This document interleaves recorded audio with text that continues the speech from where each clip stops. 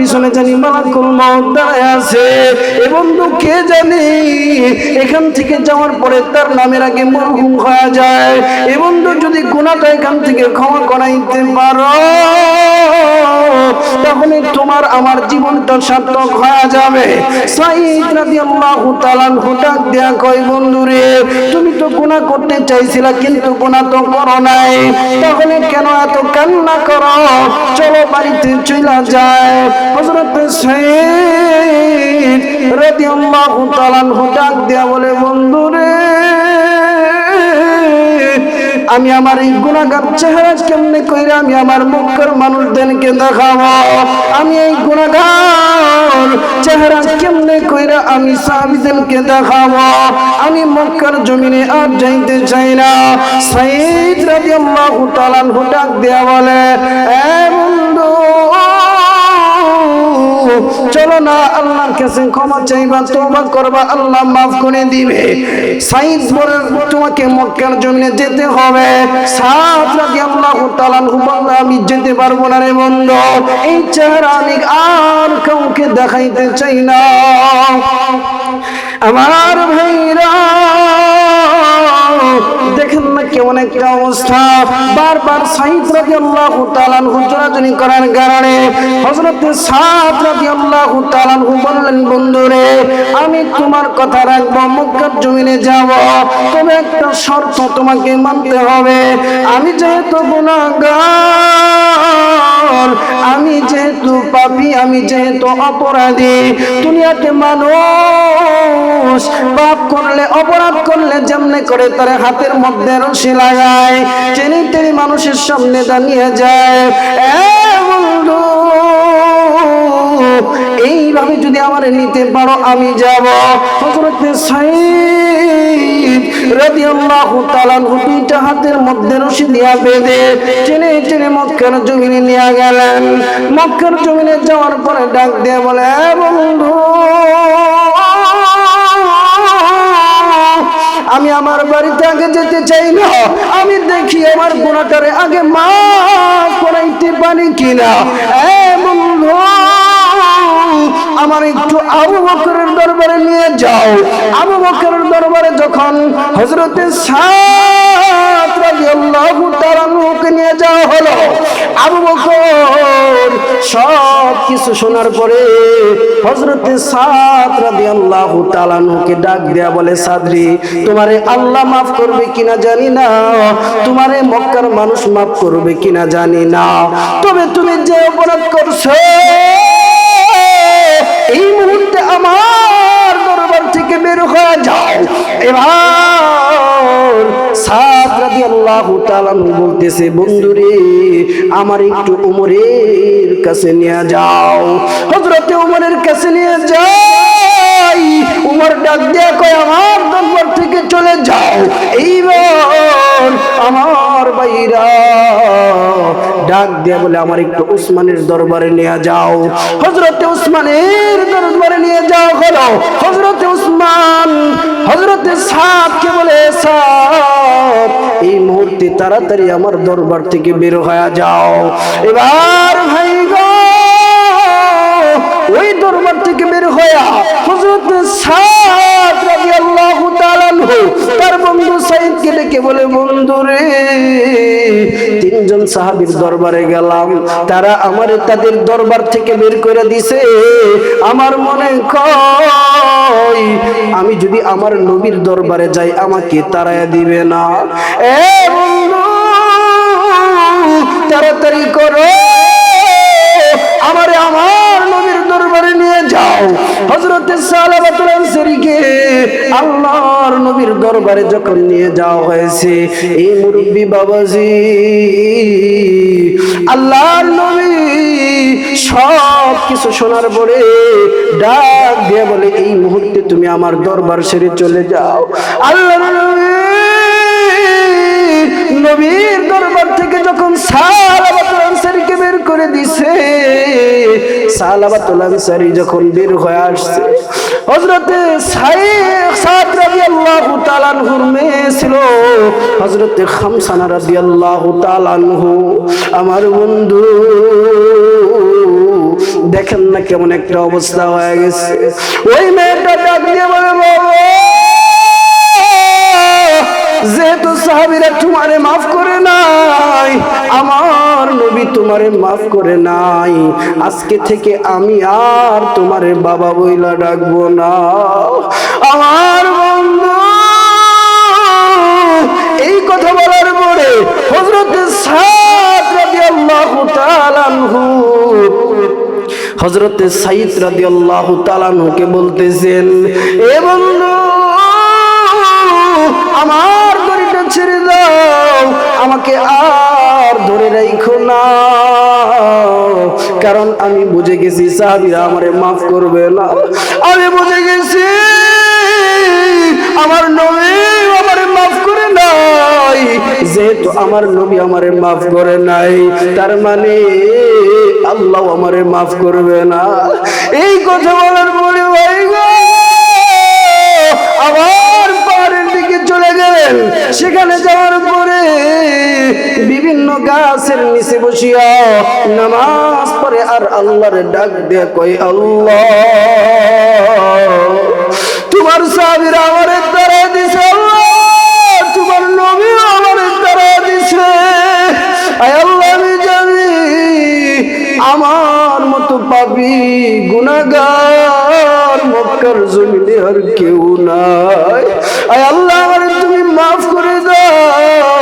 আয় আল্লাহ, জীবনে আর কোনদিন গুনাহ করব না রে আল্লাহ। এইভাবে যখন আমার ভাই গো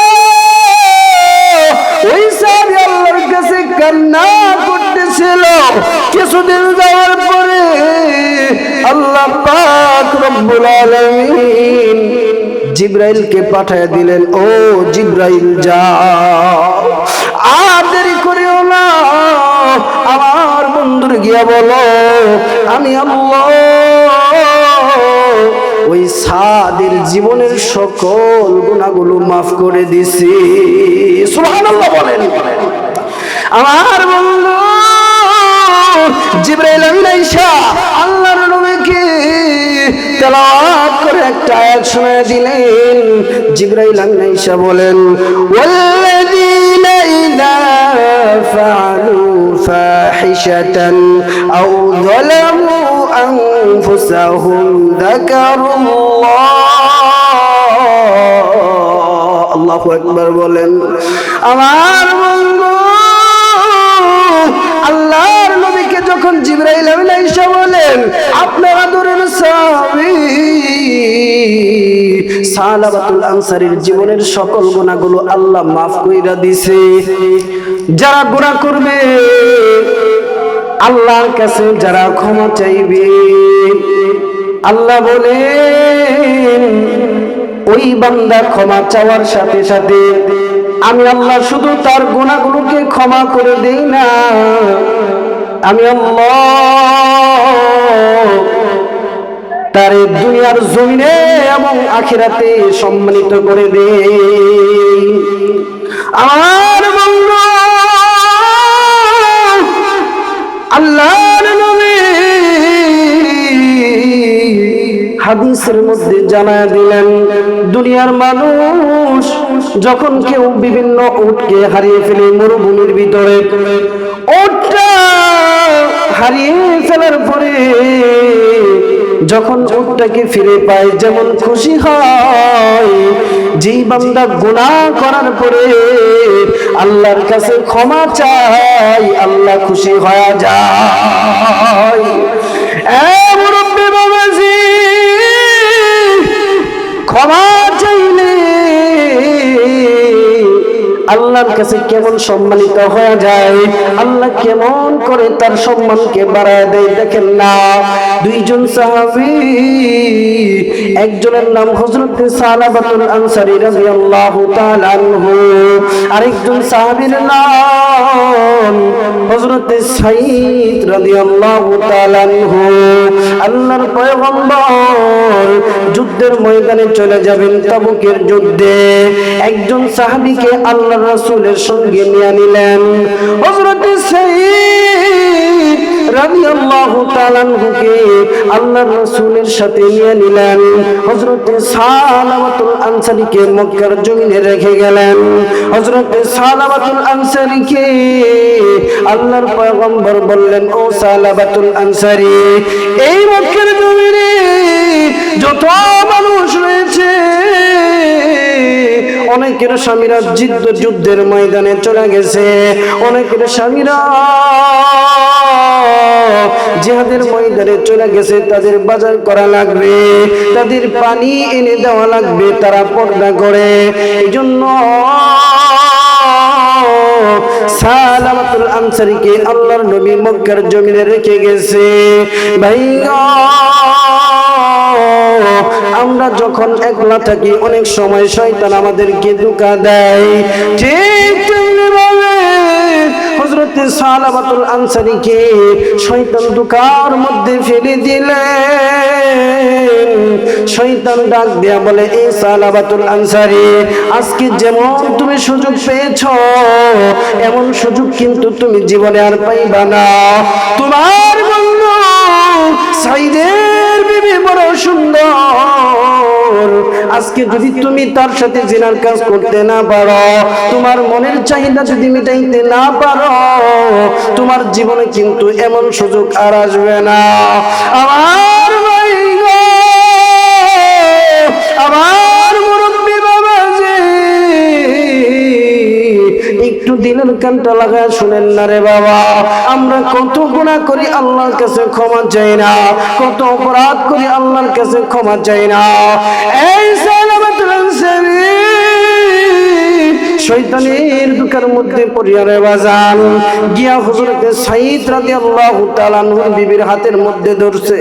হাতের মধ্যে ধরার পরে হযরত সাঈদ রাদিয়াল্লাহু তাআলা আনহুর বিবি ডাক দিয়া কয়, এ সালামাতুল আনসারী, তোমার ভিতরে কি আল্লাহর ভয় নাই? তোমার ভিতরে কি কালকে কিয়ামতের দিনের ভয় নাই? আজকে তুমি যদি আমার সাথে অন্যায় করো, গুনাহ করো, কালকে এই গুনার চেহারা নিয়ে তুমি আমার মালিকের সামনে কেমনে দাঁড়াইবা?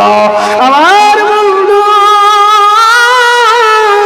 দেখেন না, মুমিন যারা থাকে, মুসলমান যারা থাকে, তাদের সামনে যখন আল্লাহর নাম স্মরণ করায় দেওয়া হয়, তখন তারা দেখবেন গুনাহ করতে পারে না। তাদের সামনে আল্লাহর কথা স্মরণ করায় দিলে তারা ঘুষ খাবে না, তারা সুদ খাবে না, তারা সমাজে দুর্নীতি করবে না। আমার বন্ধু দেখেন না, হযরত সালামাতুল আনসারী সাথে সাথে হাতটা ছেড়ে দিয়ে দৌড় মারলেন। ডাক দিয়ে বলে, আল্লাহ, আমি ভুল করে ফেলেছি, আল্লাহ, আল্লাহ তুমি আমারে মাফ করে দাও। এই কথা বলিয়া চিৎকার মেরে যখন পাহাড়ের দিকে চলে গেছে, কিছুদিন যাওয়ার পরে হযরত সাঈদ রাদিয়াল্লাহু তাআলা আনহু যুদ্ধের ময়দান থেকে চলে আসছে। বিবিকে ডাক দিয়ে বলে, বিবি, সবাইকে তো দেখি, আমার বন্ধুরে তো আমি দেখি না, সালামাতুল আনসারী কোথায়? সাঈদ বিন রাদিয়াল্লাহু তাআলা আনহুর স্ত্রী ডাক দিয়া কয়, আপনার বন্ধু শয়তানের ধোঁকার মধ্যে পড়ে এমন কাজ করতে চাইছিল, আমি যখন আল্লাহর কথা স্মরণ করায় দিলাম, সাথে সাথে আমার হাতটা ছেড়ে দিয়ে চিৎকার মেরে চলে গেছে। জানি না আপনার বন্ধু কোথায় জানি চলে গেছে, আমি বলতে পারবো না। হযরত সাঈদ রাদিয়াল্লাহু তাআলা আনহু খুঁজতে খুঁজতে খুঁজতে খুঁজতে পাহাড়ের কাছে গিয়া দেখে হযরত সাঈদ, আমার ভাই গো, আমার বন্ধু, দেখেন না কেমন একটা অবস্থা। গুনাহ করে নাই, শুধু গুনাহ করার জন্য হাতটা ধরছে, এই জন্য সেজদার মধ্যে পয়রা কান্না করে, আল্লাহ, এই ভাই জানি একটু মায়ার শুনে ডাক দেন না, আল্লাহ, আমার আওয়াজ দিয়ে ডাক দেন না ভাই, আল্লাহ। এ বন্ধু পিছনে জানি মালাকুল মউত দাঁড়ায় আছে। এ বন্ধু কে জানি এখান থেকে যাওয়ার পরে তার নামের আগে মরহুম হয়ে যায়। এ বন্ধু যদি গুনাহটা এখান থেকে ক্ষমা করাইতে পারো তাহলে তোমার আমার জীবনটা সার্থক হয়ে যাবে। সাঈদ রাদিয়াল্লাহু তাআলা ডাক দেয়া কয়, বন্ধুরে তুমি তো গুনাহ করতে চাইছিলা কিন্তু গুনাহ তো করো নাই, তাহলে কেন এত কান্না করো? চলো বাড়িতে চলে যায়। হযরত সাঈদ রাদিয়াল্লাহু তাআলা ডাক দেয়া বলে, বন্ধুরে আমি আমার এই গুনাহগার চেহারা কেমনে কইরা আমি আমার মক্কার মানুষদেরকে দেখাবো? আমি এই গুনাহগার চেহারা কেমনে কইরা আমি সাহাবীদেরকে দেখাবো? আমি মক্কার জমিনে আর যাইতে চাই না। সাঈদ রাদিয়াল্লাহু তাআলা ডাক দেয়া বলে, এ বন্ধু চলো না আল্লাহর কাছে ক্ষমা চাইবা, তওবা করবা, আল্লাহ মাফ করে দিবে। সাঈদ বলে, তোমাকে মক্কার জমিনে যেতে হবে। সাদ রাদিয়াল্লাহু তাআলা বলল, আমি যেতে পারবো না রে বন্ধু, এই চেহারা আমি আর কাউকে দেখাইতে চাই না।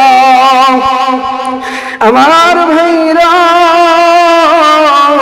দেখেন না কেমন একটা অবস্থা। বারবার সাঈদ রাদিয়াল্লাহু তাআলা জোরাজুরি করার কারণে হযরত সাদ রাদিয়াল্লাহু তাআলা বললেন, বন্ধুরে আমি তোমার কথা রাখবো, মক্কার জমিনে যাব, তবে একটা শর্ত তোমাকে মানতে হবে।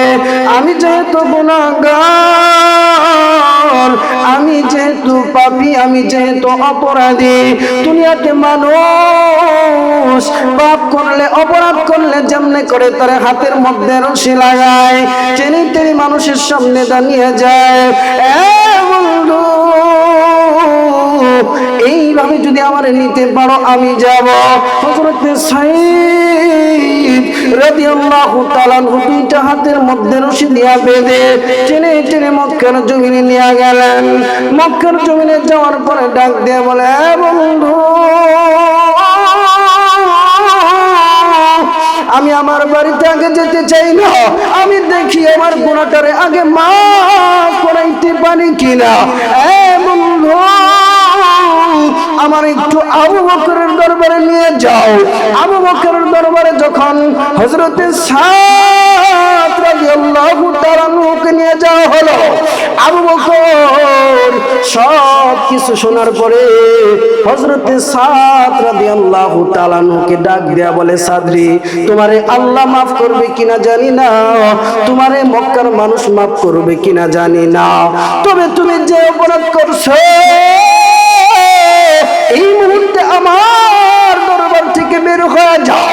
এবার সাদ রাদিয়াল্লাহু তাআলা বলতেছে, বন্ধুরে আমার একটু উমরের কাছে নিয়ে যাও।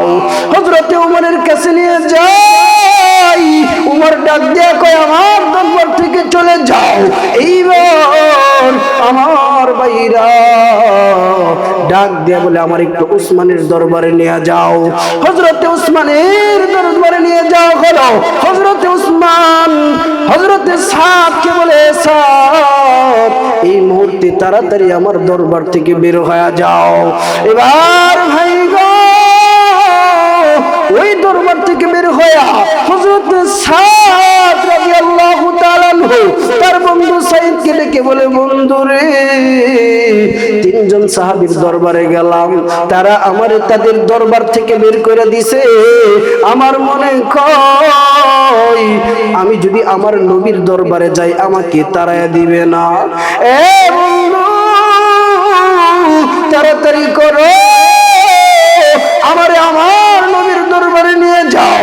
হযরত সালাবাতুল আনসারীকে আল্লাহর নবীর দরবারে যখন নিয়ে যাওয়া হয়েছে, এই মুরব্বি বাবাজি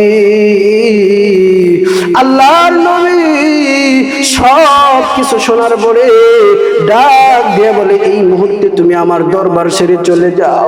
আল্লাহর নবীর দরবার থেকে যখন সালাবাতুল আনসারীকে বের করে দিছে, সালাবাতুল আনসারী যখন বের হয়ে আসছে, হযরতে সাদ রাদিয়াল্লাহু তাআলা আনহুর মেয়ে ছিল হযরতে খামসানা রাদিয়াল্লাহু তাআলা আনহু। আমার বন্ধু দেখেন না কেমন একটা অবস্থা হয়ে গেছে। ওই মেয়েটা ডাক দিয়ে বলে, বাবা, যেহেতু সাহাবীরা তোমারে মাফ করে নাই, আমার নবী তোমারে মাফ করে নাই, আজকে থেকে আমি আর তোমারে বাবা বইলা ডাকবো না। আমার বন্ধু এই কথা বলার পরে হযরত সাদ রাদিয়াল্লাহু তাআলা আনহু হযরত সাইদ রাদিয়াল্লাহু তাআলা আনহুকে বলতেছেন, এ বন্ধু, আমার দড়িটা ছেড়ে দাও, আমাকে আর ধরে রাখো না, কারণ আমি বুঝে গেছি সাহাবীরা আমারে মাফ করবে না। আমি বুঝে গেছি আমার নবী আমারে মাফ করে নাই, যেহেতু আমার নবী আমারে মাফ করে নাই, তার মানে আল্লাহ আমারে মাফ করবে না। এই কথা বলার পরে ভাই গো আবার পাহাড়ের দিকে চলে গেলেন। সেখানে যাওয়ার পরে বিভিন্ন গাছের নিচে বসিয়া নামাজ পড়ে আর আল্লাহর ডাক দিয়ে কই, আল্লাহ, তোমার সাহাবীরা আমারে তাড়া দিছে, আল্লাহ, তোমার নবী আমারে তাড়া দিছে। আয় আল্লাহ, আমি জানি আমার মতো পাপী গুনাহগার মক্কার জমিনে আর কেউ নাই। আয় আল্লাহ, আমারে তুমি মাফ করে দাও। আয় আল্লাহ, জীবনে আর কোনদিন গুনাহ করব না রে আল্লাহ। এইভাবে যখন আমার ভাই গো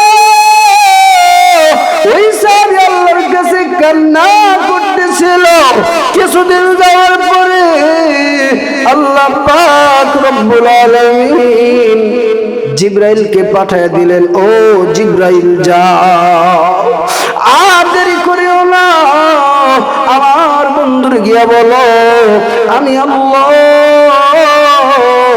ওই সাদের জীবনের সকল গুনাহগুলো মাফ করে দিছি। সুবহানাল্লাহ বলেন। আমার বন্ধু জিবরাইল আমিন আয়েশা আল্লাহর নবীকে তেলাওয়াত করে একটা আয়াত শুনিয়ে দিলেন। জিবরাইল আমিন আয়েশা বলেন, ওয়াল্লাযীনা ইযা ফাআলু ফাহিশাতান আও যালামু আনফুসাহুম যাকারুল্লাহ। আল্লাহু আকবার বলেন। আমার বন্ধু আল্লাহর নবীকে যখন জিবরাইল আমিন আয়েশা বলেন, আপনারা আদরের সাহাবী সালাবাতুল আনসারীর জীবনের সকল গুনাহগুলো আল্লাহ মাফ কইরা দিছে। আল্লাহর নবী সাহাবীদেরকে ডাক দিয়া বলেন, ও সাহাবীরা, তোমরা যাও যাও যাও, দেখো না আমার আদরের সাহাবী কোথায় আছে। এই কথা বলার পরে হযরত আবু বকর দাঁড়ায় বলেন, ইয়া রাসূলুল্লাহ, আমি আমার বন্ধুকে আনার জন্য যাব। এ বন্ধু, হযরত উসমান রাদিয়াল্লাহু তাআলা আনহু ডাক দিয়া বলেন, নবী গো, আমিও যাব। এই সময় আরেকজন সাহাবী হযরতে সালমান ফারসি রাদিয়াল্লাহু তাআলা আনহু বলে, আমিও যাব। এইভাবে চারজন সাহাবী মিলে বললেন, নবী গো, আমরা তারে আমাদের দরবার থেকে তাড়িয়ে দিয়েছিলাম, আপনার সাহাবীকে আমরা আবার আপনার কাছে নিয়ে আসব।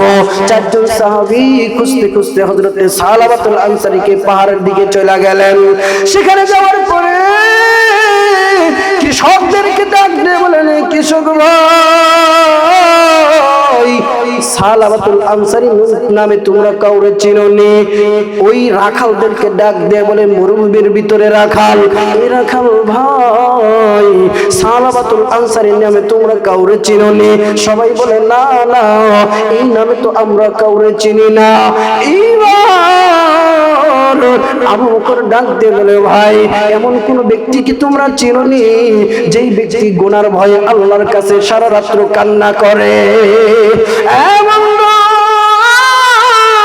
সাথে সাথে রাখাল বলে, ওই লোকটা লোকটা সালাবাতুল আনসারী কিনা জানি না, তবে জানেননি একজন লোক পাহাড়ের ওই পাশে গাছের তলায় এমন জোরে সারা রাত্র আল্লাহর কাছে কান্না করে, তার কান্নার আওয়াজে আমরা ঠিক মতো ঘুমাইতে পারি না, তার কান্নার আওয়াজে আমাদের এই পশুগুলো ঘুমাইতে পারে না। আল্লাহ করে ডাক দিয়ে বলে, এইটাই আমার সালাবাতুল আনসারী হবে, যাও তাড়াতাড়ি করো, আর দেরি করিও না। এইভাবে ভাই চারজন সাহাবী মিলে হযরতে সালাবাতুল আনসারীর কাছে গিয়া দেখে সালাবাতুল আনসারী রাত্র হয়ে গেছে, গভীর রাত্র হয়ে গেছে।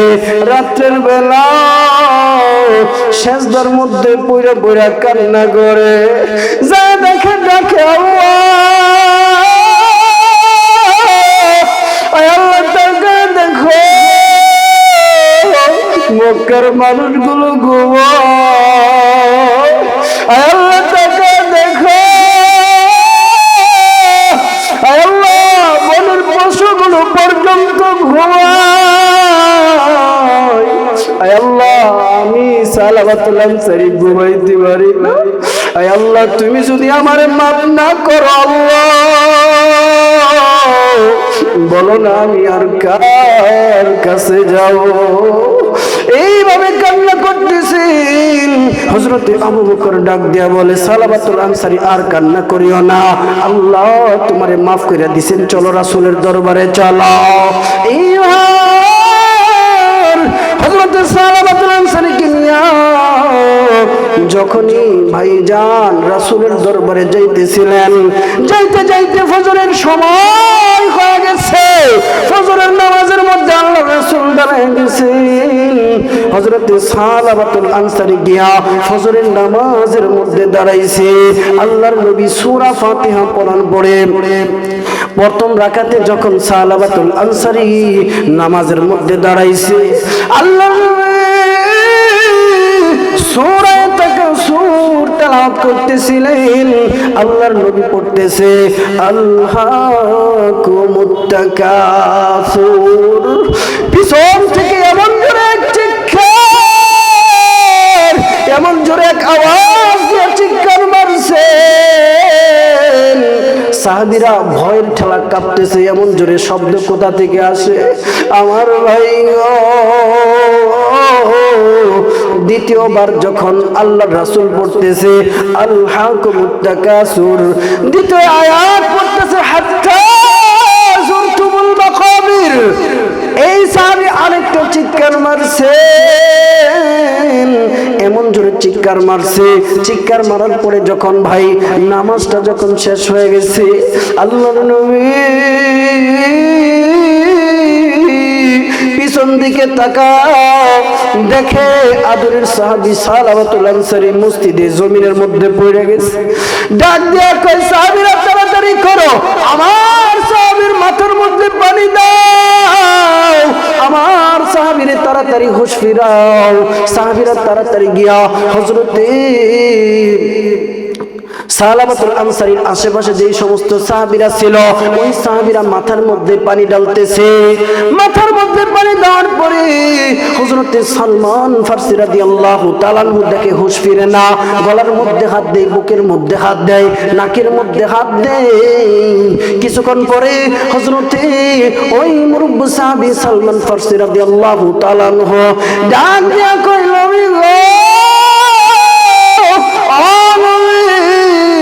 আর আপনার সাহাবীরে পানি দিলে কোনো লাভ হবে না, আপনার সাহাবী আর নবী দুনিয়ার মধ্যে নাই, আপনার দূরের সাহাবী দুনিয়ার জমিন ছেড়ে চলে গেছে। এই কথা বলার পরে কিছুক্ষণ পরে হযরতে খামসানা রাদিয়াল্লাহু তাআলা আনহু হযরতে সালাবাতুল আনসারীর মেয়েটা আয়েশা বলতেছে, ও বাবা, আমি তো তোমার বাবা বইলা ডাকিলা, ও বাবা তুমি যে চইলা গেলা, আমি আর কারে বাবা বাবা বইলা ডাকবো। আর কত মানুষ সেখানে আছে বাবা নাই, যার বাবা নাই সে বুঝতে পারে বাবা কত জিনিস রে, বাবা কেমন দামি। কত জনের মা নাই বুঝতে পারে মা কত দামি। কত মানুষ মাহফিলে শোনার জন্য যখন আসছে বাবার চেহারাটা দেখে আসছে, কত জনে বাবার সাথে আসছে। কত মানুষ আছে মার কাছে বলে মা মাহফিল শোনার জন্য যাইতেছি। এমন অনেক পুরো কপালের যুবক এখানে আছে। এখানে অনেক মুরব্বী আছেন বাবা নাই, কিল্লাপাড়া গুরুস্থানে শুয়ে রয়েছে। অনেকের মা কিল্লাপাড়া গুরুস্থানে শুয়ে রয়েছে। এমন হযরত খামসানা বলতেছে বাবা গো তুমি চইলা গেলা, আমি আর কারে বাবা বাবা বইলা ডাকবো। বাবা এইভাবে যখন কান্না করতেছে আমার ভাইরা আয়েশা বলতেছে আল্লাহর নবী ডাক দেয়া কয়ে খামসানা তোর বাবা মরে গেছে, আমার কলিজা ফেটে যাচ্ছে। তুই যদি এমনি কইরা কান্না করো তাহলে আমি নবী সহ্য করতে পারবো না। তোর বাবা মরে গেছে তো কি হয়েছে, আজকে থেকে মনে করবি আমি মুহাম্মদ তোর বাবা। আল্লাহু আকবার বলেন। হযরতে খামসানা রাদিয়াল্লাহু তাআলা আনহুর মাথার মধ্যে হাত দিয়া ডাক দিয়া বলতেছে খামসানা রে আজকে থেকে তোর কোনো টেনশন নাই, তোর যা কিছু লাগবে আমাকে বলবে, তুই মন চাইলে আমারে বাবা বইলা ডাকবে। এই খামসানা চিন্তার কোনো কারণ নাই রে মা। এই কথা বলার পরে আমার ভাই গো কোনো দিকে নজর দিবেন না, দিনটার একটু নরম করে দেন। সবাই কিন্তু আল্লাহর দরবারে কান্না করতে পারে না, সবাই কিন্তু আল্লাহর দরবারে কান্না করতে পারে না। আমার ভাই গো দেখেন না কত দামি হয়ে গেছে, অল্প সময়ের ভিতরে শেষ করে দিচ্ছি রে ভাই। হযরত সালাবাতুল আনসারীকে গোসল করানো হলো, কাফন করানো হলো। আল্লাহর নবী জানাজা পড়াইলেন।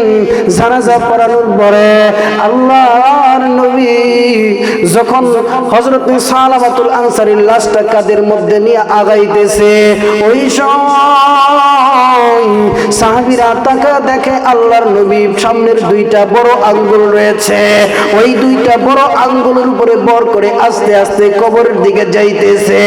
সাহাবীরা চিন্তা করে নবীকে তো এমন অবস্থায় আর কোনোদিন দেখি নাই, আজকে কেন নবী এমন কইরা হাঁটে। যখন কাফন দাফন করে মাটি দিয়া শেষ হয়ে গেছে, হযরত ওমর ডাক দিয়ে বলে নবী গো নবী একটা কথা আপনারে বলতে চাই, জীবনে কোনোদিন দেখি নাই কারো জানাজার ভিতরে লাশ কবরে রাখার সময় কোনোদিন সামনের আঙ্গুল দিয়ে আস্তে আস্তে করে হাঁটতেছেন। তাহলে নবী আজকে কেন এমনি কইরা আপনি হাঁটতেছেন নবী বলেন না? আল্লাহর নবী ডাক দিয়া বলে ওমর, ও ওমর ও সাহাবীরা তোমরা তো জানো না আমার এই সাহাবী গুনাহ করতে চাইছিল কিন্তু ভাই গুনাহটা করে নাই, আল্লাহর কাছে এমন ভাবে তওবা করেছে আমার আল্লাহ রাব্বুল আলামিন তারে শুধু গুনাহ maaf করে নাই, আসমানের মধ্যে জমিনের মধ্যে এত প্রিয় হয়ে গেছে তার জানাজার ভিতরে আসমানের লক্ষ লক্ষ ফেরেশতা এসে হাজির হয়ে গেছে। সুবহানাল্লাহ বলেন। তাহলে দেখেন উনি কি গুনাহ করছিলেন? আল্লাহ যে বলছেন যারা গুনাহ করবে, গুনাহ করার পরে তওবা করবে, আমি আল্লাহ তাদেরকে ভালোবাসবো। তাইলে সে গুনাহ না কইরা কি পরিমাণ কান্না করছে, আল্লাহর কাছে কি পরিমাণ প্রিয় হইছে যে আল্লাহ তাআলা কি করলেন তার গুনাহ maaf করাইলেন এবং আসমান থেকে লক্ষ লক্ষ কোটি কোটি ফেরেশতা তার জানাজার মধ্যে পাঠিয়ে দিয়েছেন। আমরা কি এমন জীবন চাই কি চাই না? আওয়াজ দিয়ে বলেন চাই কি চাই না? আপনাদের অবস্থা দেখে মনে